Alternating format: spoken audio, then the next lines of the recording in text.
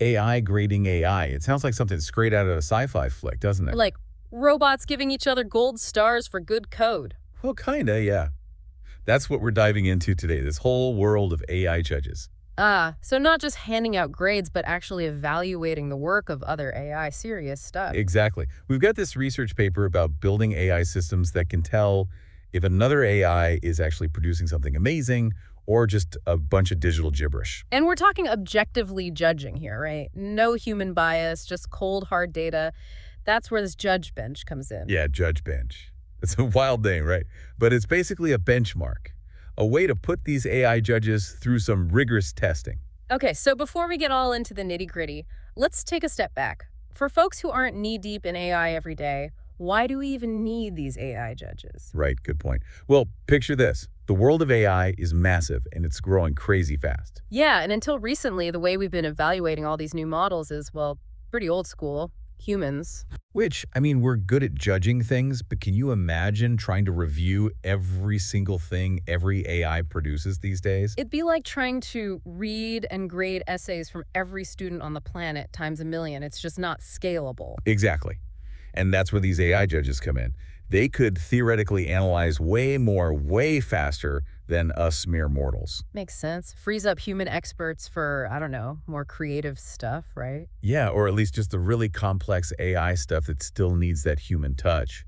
But then, of course, the big question is, how do we know these AI judges are any good? Right. How do we trust them? Exactly. Yeah. And that's what these researchers wanted to figure out. They created Judge Bench to test the reasoning of these AI judges. So, like, how well can these AI judges actually judge? How'd they even do that? Well, get this. Their thinking was, if an AI can't consistently solve a really difficult problem, it's probably going to struggle to judge how well others solve that same problem. Makes sense. Like, if I can't bake a cake, I shouldn't be judging the Great British Bake Off. Huh?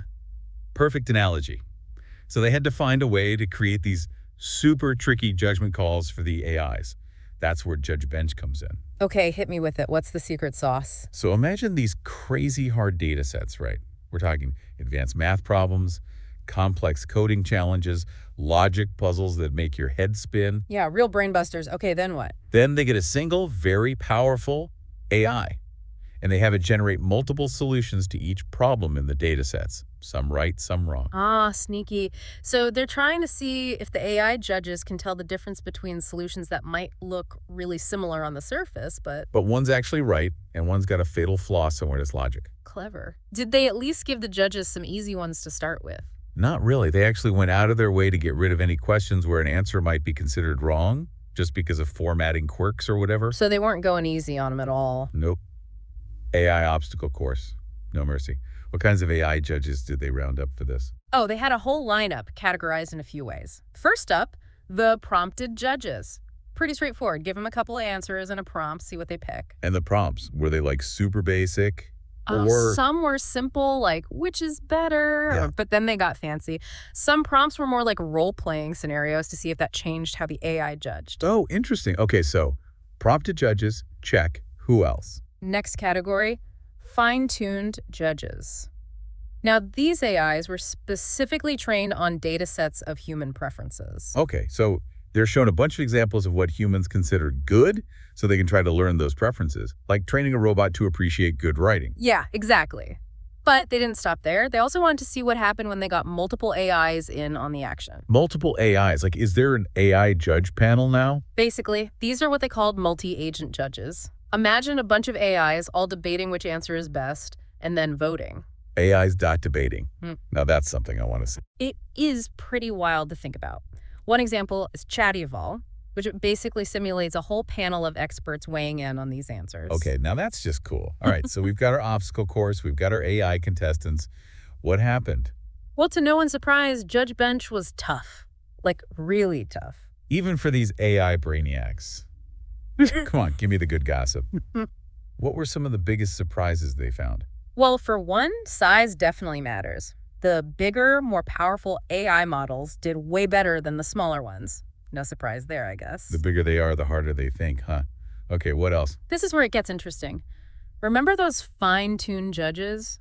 All that training on human preferences. Yeah, you'd think they'd be crushing it. Well, they actually did worse than the simple prompted judges a lot of the time. Can you believe that? Wait, really?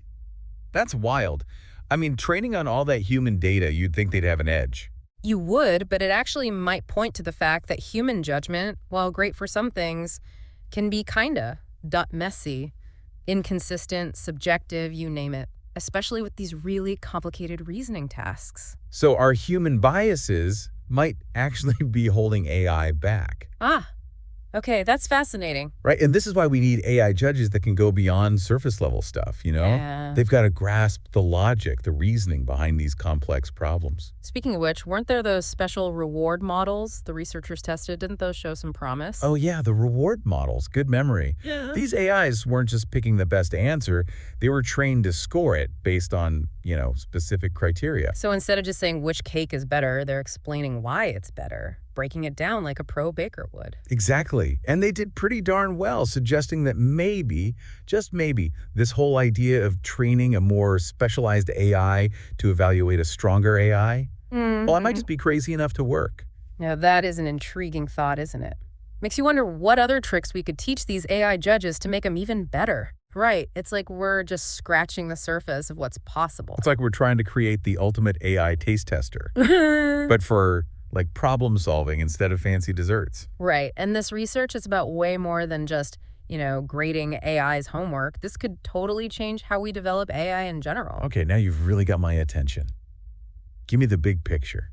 How could this play out in the real world? Imagine if we weren't held back by how slow and expensive human evaluation is. Yeah. Like, picture tons of these AI judges all working nonstop, checking out thousands, maybe even millions of AI models all at the same time. It'd be like the AI Olympics, 247, pushing the limits of what AI can do. Exactly. We could test out totally new AI designs so much faster, try out way more complicated problems. I mean, who knows what kind of breakthroughs we could have.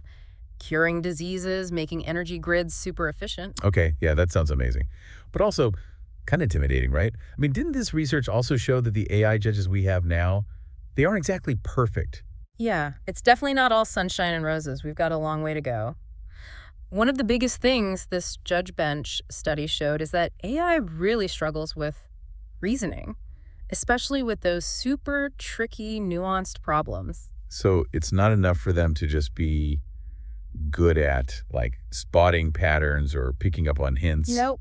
They need to be able to understand the problem and the solution on a deeper level. Like that student who writes a really eloquent essay, but it's all just fluff, no real substance. Exactly.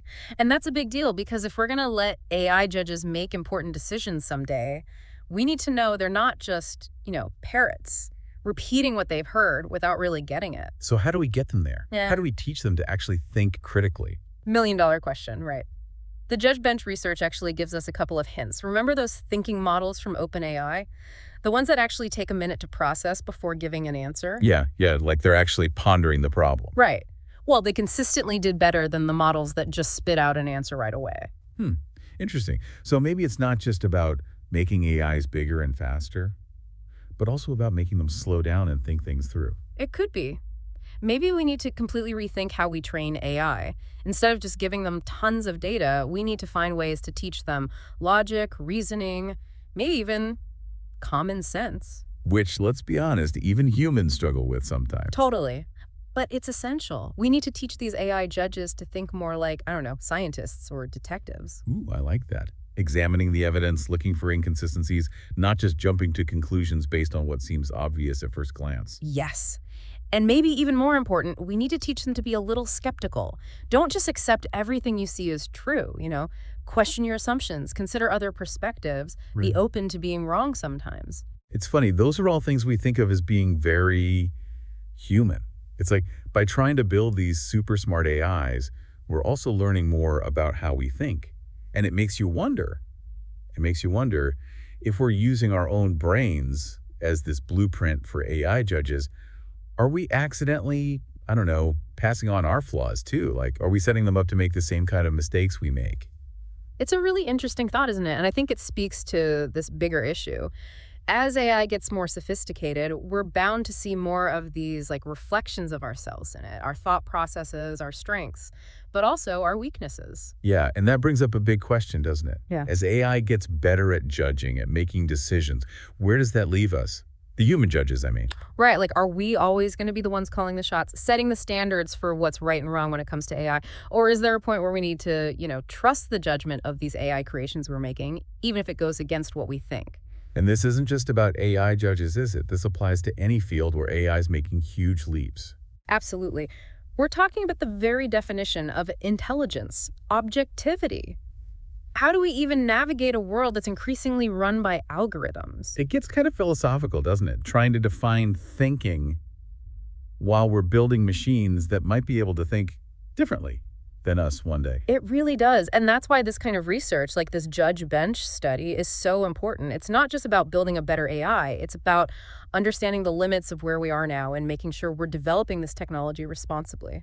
So as we wrap up this deep dive, what's the one thing you want our listeners to take away from all of this? I think the most important thing to remember is that AI is a tool. And like any tool, it can be incredibly powerful, but it's not inherently good or bad. It's all about how we use it. It's on us to make sure it's used to make things better for humanity. We can't just sit back and hope for the best. Yeah. We all have a role to play in shaping how AI develops and how it impacts our lives. 100%. And a big part of that is staying informed, talking about these issues, asking tough questions. What are the ethics involved? What are the potential consequences?